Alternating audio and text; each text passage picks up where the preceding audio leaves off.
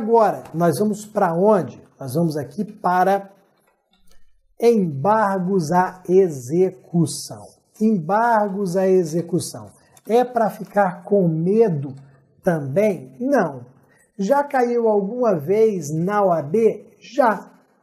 O exame de ordem com a FGV já cobrou uma única vez embargos à execução. Caraca, eu tô com medo porque eu não manjo muito de execução trabalhista. Fácil, galera. Tranquilidade. Se eu te falasse assim, e aí, sabe interpor uma petição inicial? Sabe redigir, perdão, uma petição inicial? Sei. A petição inicial, sei. Contestação? Sei. RO? Sei. Embargos à execução? Também. Pô, por quê? Porque a primeira coisa que eu perguntei para você é se você sabia redigir petição inicial, e você falou que sim. Qual que é a forma de embargos à execução, galera? A petição inicial, a mesma forma. Vamos aqui ficar tranquilos. Se cair embargos à execução, você vai redigir uma petição inicial simples, tranquilo. Qual que seria aqui a hipótese padrão que a FGV traria, redigiria para vocês aqui, para você encaixar embargos à execução? Tranquilo, galera, ó, você vai pensar o seguinte, você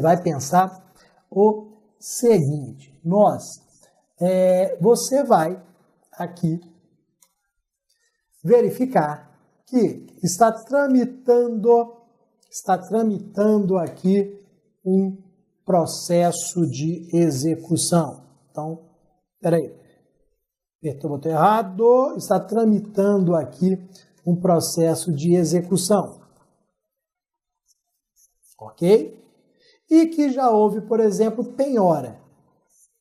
Essa talvez seja a história padrão que a FGV vai passar para vocês. Estamos no processo de execução, já houve penhora. Por que eles vão falar que já houve penhora? Ou houve o depósito da quantia objeto da execução, ou houve a nomeação de bens à penhora. Por que eles vão falar ou em penhora já efetivada, ou depósito da quantia executada, ou nomeação de bens à penhora? Para puxar uma informação que vai ser fundamental na hora de você decidir pela apresentação dos embargos à execução. Que informação é essa fundamental que eu vou destacar aqui para vocês? Ó, garantia do juízo. Garantia do juízo. Essa é a informação mais importante que a FGV vai trazer para vocês. Essa é a informação mais importante de que já houve a garantia do juízo. Vocês sabem que a garantia do juízo ou vem com a penhora de bens, ou vem com a nomeação de bens à penhora, ou vem com o depósito da quantia. E por que a garantia do juízo aqui é tão importante? Porque é depois da garantia do juízo e apenas após a garantia do juízo que eu, executado, posso apresentar embargos à execução. Vejam que é aqui um pressuposto indispensável para o recebimento dos embargos à execução, a garantia do juízo. Então, meu amigo, se eles contarem essa história, pode começar a rir, você achou a peça. Está no processo de execução, houve a garantia do juízo. O que você faz agora? Você é advogado do executado. O que você faz na qualidade de advogado do executado se já houve a garantia do juízo? Você vai apresentar embargos à execução. Não tem outra peça para você, advogado do executado, apresentar.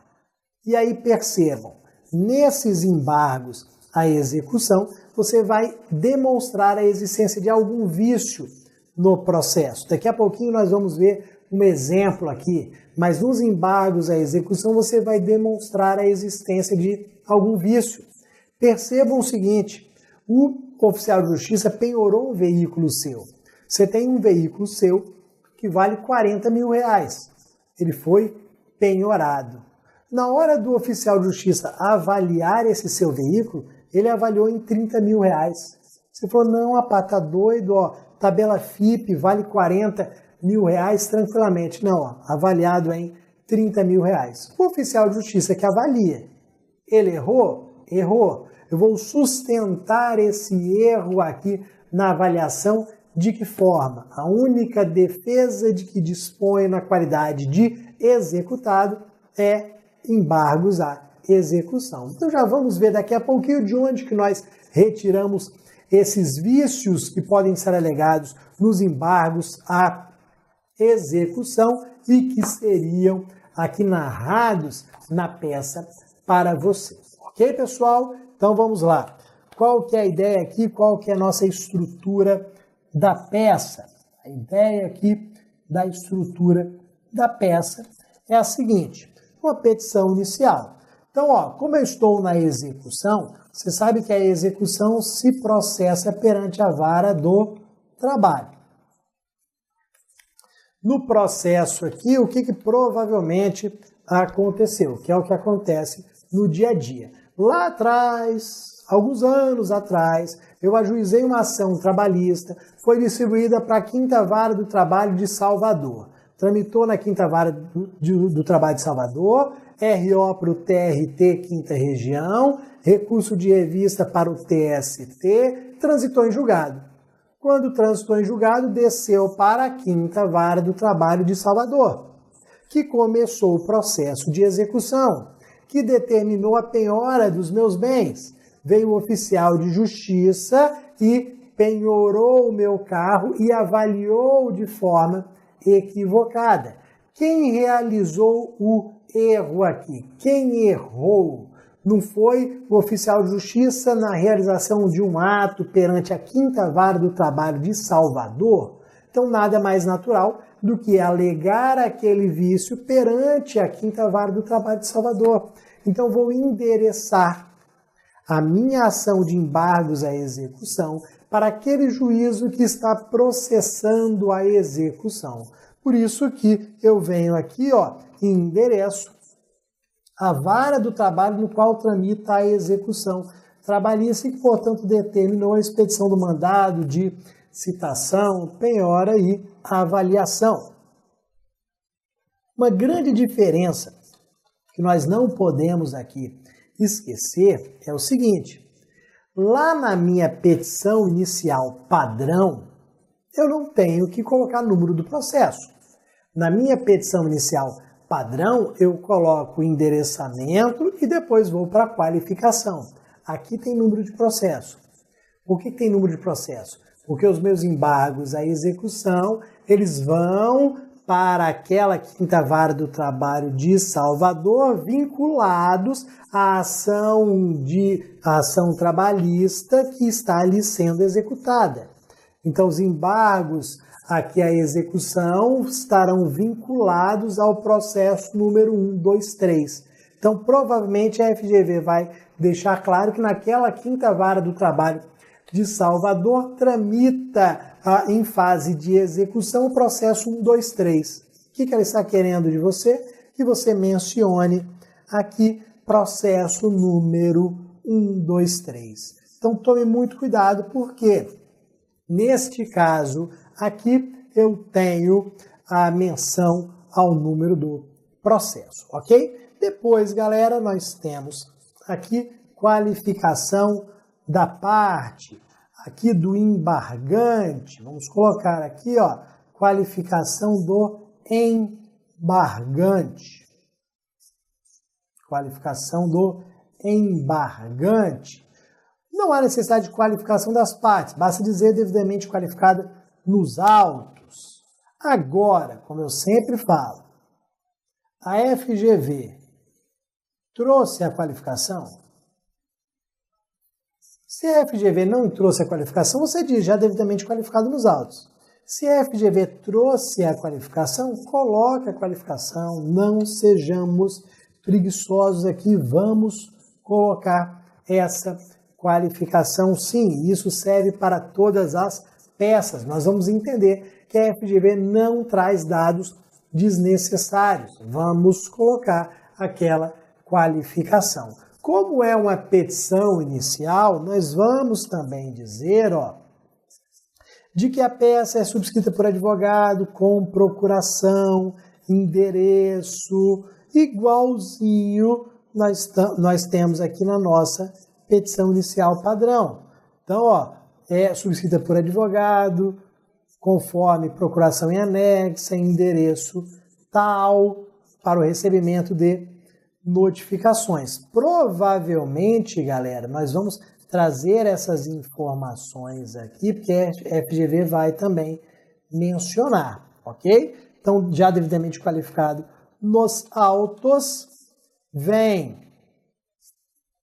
apresentar embargos à execução. Aqui, galera, muito cuidado. Apesar de nós estarmos apresentando uma petição inicial, estamos redigindo uma petição inicial, é óbvio que você não vai colocar ação trabalhista. É óbvio que você não vai colocar reclamação trabalhista. O que você vai fazer? Você vai colocar embargos à execução caixa alta. Lá na petição inicial padrão, você colocava reclamação trabalhista. Aqui você vai colocar embargos à execução nos termos, aí vamos para os dispositivos, nos termos do artigo 224 da CLT, 525 do CPC. O mais importante é esse daqui, O mais importante é esse daqui. Nos termos do artigo 884 da CLT, esse é o mais importante, exatamente porque ele que prevê os embargos à execução. Se você não colocar isso aqui, você vai perder tempo, você vai perder ponto, ok? Agora, ele no dia a dia é complementado pelo artigo 525 do CPC, do novo CPC. No dia a dia ele é complementado porque a maioria dos vícios que a FGV vai trazer para vocês, ou pode trazer, consta no artigo 525 do novo CPC. Então, provavelmente, aquele erro em relação à avaliação que a FGV vai trazer, você vai encontrar onde? No 525. O oficial de justiça errou na hora de avaliar. Você não vai encontrar isso daqui no artigo 884 da CLT, não. Você vai encontrar no 525. Então, os embargos estão previstos no artigo 884, mas no dia a dia as hipóteses de cabimento, os vícios constam no CPC. Então, o que eu recomendo fazer? Nunca esquecer o artigo 884 da CLT e aí aproveitar e complementar também com 525 do CPC. Ok, galera? Muito cuidado com essa informação. Depois vamos qualificar a parte ré, que nós vamos colocar aqui o embargado, dizendo que já está devidamente qualificado nos autos. Olha aqui, Agora vamos lá. Você tem que informar que o juízo está garantido, que é um pressuposto para o processamento dos embargos. Isso daqui, você vai ter que colocar na sua petição, no início da sua petição, como se fosse o primeiro ponto da sua petição inicial dos embargos à execução. Vamos fazer uma analogia aqui, uma comparação. Se fosse uma petição inicial de uma reclamação trabalhista típica, você começaria falando que fulano de tal foi contratado no dia tal, trabalhou na função tal. Você começaria falando, então, sobre o vínculo de emprego que se manteve ao longo do tempo. Aqui, a ideia é começar dizendo que está apresentando os embargos à execução porque o juízo está garantido, porque é o principal requisito dos embargos. Então, diga aqui que o juízo está garantido pela penhora, pelo depósito da quantia, pela nomeação de bens à penhora. A FGV vai dizer isso para vocês, vai deixar claro que houve essa garantia do juízo. Então, afirme aqui, que o juízo está garantido, ok? Depois, Fatos e fundamentos jurídicos do pedido, a nossa causa de pedir aqui dos embargos à execução. Se nós estivéssemos aqui uma petição inicial típica, nós falaríamos no quê? O que eu traria como fatos e fundamentos? O trabalho extraordinário, artigo tal da CLT, o dano moral, artigo tal da Constituição Federal, isso que eu traria. Só que aqui é muito mais fácil, aqui é muito mais restrito. Como eu falei para vocês, o fundamento dos seus embargos à execução provavelmente estará no artigo 525 do CPC. Lá estarão os vícios. Lá você tem, por exemplo, nulidade de citação, quando o processo correu à revelia. Processo correu à revelia, houve nulidade de citação. Está lá no artigo 525. Houve avaliação errônea, como já falei para vocês. Houve penhora incorreta. Penhoraram um bem que não podia ser penhorado. Eu tenho ilegitimidade. Foram lá, simplesmente incluíram um sócio sem o procedimento de desconsideração da personalidade jurídica. São vícios que nós temos no parágrafo aqui primeiro do artigo 525. Então você vai descrever a causa de pedir, ou seja, vai afirmar qual é o vício contido nesses dispositivos. Muito provavelmente no artigo 525, com a demonstração pormenorizada do equívoco realizado pelo magistrado ou pelo oficial de justiça e que importa em nulidade do processo de execução ou de pelo menos alguns dos seus atos. Vamos lá, apesar de teoricamente não haver necessidade de mencionar dispositivos, fundamentos na prova, o requisito é indispensável. Isso daqui você já conhece, coloquei por ser petição inicial. Ok, galera? Então vocês vão encontrar no artigo 525, provavelmente, ou no artigo 884, qual é o vício a ser demonstrado. Não vamos nos preocupar, não vamos nos desesperar com embargos à execução. Você viu que a identificação é muito simples. Eu estou no processo de execução. Houve a garantia do juízo. E agora, como advogado do executado, o que eu faço? Embargos à execução. Só isso. Não tem mais nada para ser inventado. Ok, galera? E, na sequência, vamos depois, pedidos e requerimentos. Como é uma petição inicial, vai dar um pouquinho mais de trabalho, como nós tínhamos lá na nossa petição inicial padrão. Então, como é uma petição inicial, eu tenho que tomar cuidado com os pedidos. Quais são os pedidos que nós temos padrão na petição inicial? Notificação, produção de provas. Aí o pedido específico para ser reconhecida a nulidade do título executivo, por exemplo, seja ali realizada nova avaliação, seja reconhecida a nulidade da penhora e sejam julgados procedentes os pedidos formulados. Então, nós temos aqueles pedidos que são considerados padrão: notificação, produção de provas, julgamento de todos os pedidos. E nós temos um específico, que é o que está relacionado, é aquele que está relacionado aqui ao nosso vício, que foi descrito. Dependendo do vício, você faz o pedido específico. Também nada de estranho, porque você já conhece a nossa petição inicial. Depois, na sequência, já terminando, nós vamos, como é aqui petição inicial, nós vamos colocar o valor da causa, vamos fechar, vamos datar, assinar e colocar a OAB, local, data, assinatura. Então, como é petição inicial, nós vamos fechar da forma como nós já conhecemos. Ok, galera? Esses são os nossos embargos à execução, essa é a nossa estrutura da peça, não há qualquer problema, qualquer risco para vocês, todo mundo vai realmente redigir embargos à execução com tranquilidade, só lembrando que é igualzinho uma petição inicial. Ok, galera? Vamos aqui para uma situação que envolveria a redação de embargos à execução, só para a gente ver como é que isso poderia ser cobrado na sua prova. Então, ó, vamos aqui, ó. José da Silva ajuizou a ação trabalhista, tombada assume o número tal.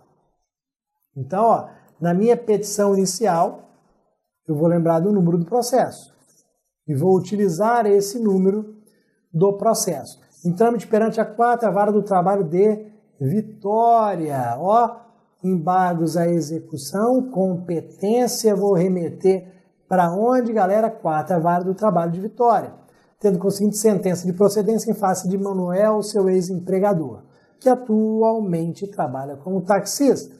Após a interposição de todos os recursos, muitos dos quais meramente protelatórios, a sentença transita em julgado com valor de R$20.000. Iniciada a execução ex officio pelo oficial de justiça, foi realizada a penhora de um automóvel do executado que o mesmo utiliza como táxi. Ao saber da constrição do seu carro, Manuel Andrade, que é o executado, lhe contratou como advogado para resguardar os seus interesses. Nessa qualidade, redige a peça processual adequada, levando em consideração o bem penhorado possui valor de R$30.000. Olha os dados que nós fomos colhendo aqui ao longo da redação e que vão nos auxiliar aqui a desvendar que peça seria essa. Você está percebendo o seguinte, que já estamos na execução. Então, transitou em julgado, uma sentença dizendo que Bruno tem direito de receber R$20.000, iniciamos a execução, inclusive ex officio, né? O juiz sem requerimento determinou o início da execução. Foram lá e penhoraram o veículo do executado. Esse executado te procurou, falando o seguinte, meu amigo, eu sou taxista, penhoraram o meu veículo. E é exatamente o veículo que eu uso como táxi. Olha ali, ó, placa vermelha, ele é o meu veículo táxi. Faça alguma coisa por mim.